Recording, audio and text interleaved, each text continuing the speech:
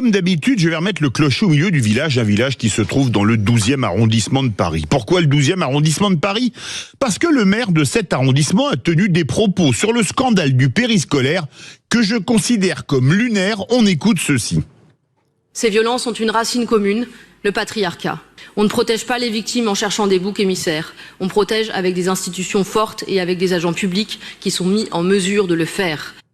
La voix que vous venez d'entendre est celle de Lucie Castet. Lucie Castet, à qui il a juste manqué un X en fin de patronyme pour finir à Matignon.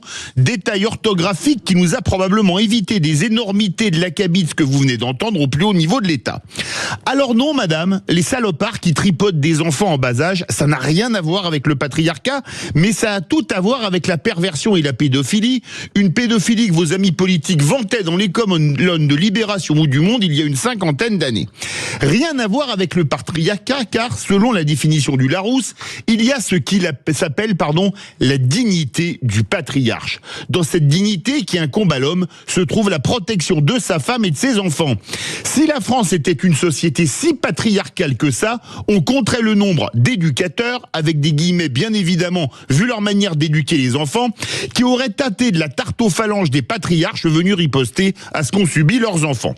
Pour ce qui est des fonctionnaires qualifiés de boucs émissaires, des institutions fortes et des agents publics qui sont en mesure de le faire, cela prêterait à rire si ce n'était pas si tragique, surtout quand on relit les propos tenus par un des prévenus condamnés à 3 ans de prison, dont un ferme sous bracelet, prévenu qui reconnaissait au tribunal, je cite, des gestes mal placés par manque de formation. On croit rêver en pensant qu'il faudrait une formation pour ne pas mettre la main dans la culotte des enfants.